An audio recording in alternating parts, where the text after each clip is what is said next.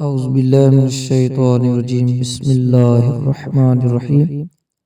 ایک یہودی کے پاس ایک مسلمان ہیرے تراشنے کا کام کیا کرتا تھا، جو اپنے کام میں ہنرمند اور حد سے زیادہ ایماندار تھا۔ یہودی اس سنار کی کاریگری سے بے تحاشا نفع کمانے کے باوجود اسے مناسبت معاوضہ ادا کرتا تھا، جس سے وہ بمشکل اپنے گھر کا خرچہ کرتا تھا۔ یوں ہی اس نے کام کرتے کرتے عمر گزار دی۔ اس کی بیٹی جوان ہوئی، وہ اپنی قلیل آمدنی میں سے کچھ بھی جمع نہ کر سکا۔ بیٹی کی شادی کے لیے سنار کاریگر نے یہودی سے کچھ رقم ادھاری مانگی۔ کروڑ پتی یہودی نے رقم ادھار دینے سے معذوری ظاہر کر دی۔ سنار اپنی قسمت کو برا بھلا کہتا ہوا گھر لوٹا۔ رقم ادھار نہ ملنے پر بیوی بھی ناراض ہوئی اور طعنوں کے تیر برسا کر استقبال کیا۔ پریشان حال بیچارہ ساری رات سوچتا رہا اب کیا ہوگا۔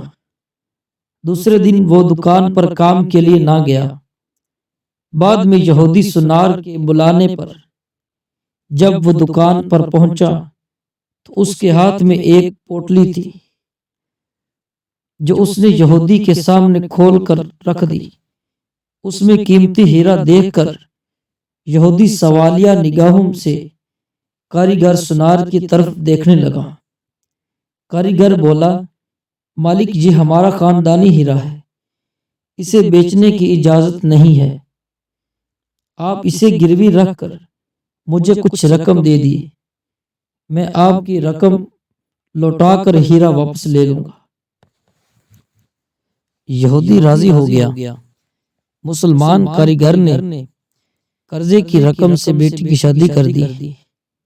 پھر دن رات کام کر کے قرضے کی رقم آہستہ آہستہ ادا کرنے لگ گیا۔ قرضے کی آخری قسط ادا کرنے کے بعد مسلمان کاریگر نے اپنے ہیرے کا مطالبہ کیا۔ یہودی نے وہ ہیرا لا کر اس کے سامنے رکھ دیا۔ ہیرا تراشنے والا کاریگر نے ہیرا لے کر پانی میں رکھ دیا۔ دیکھتے ہی دیکھتے وہ ہیرا گل کر ختم ہو گیا۔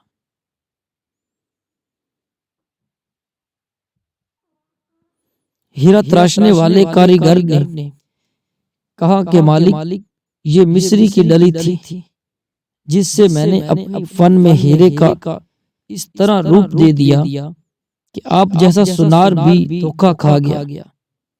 آپ نے میری عاجزی اور درخواست پر قرضہ نہ دیا، جس کی وجہ سے مجھے یوں آپ سے رقم نکلوانی پڑی۔ میں مسلمان ہوں، اس لیے بھاگا نہیں۔ آپ کی پائی ادا کر کے سرخرو ہو گیا۔ افسوس کہ آپ نے میری قدر نہ کی، اس لیے میں ملازمت چھوڑ کر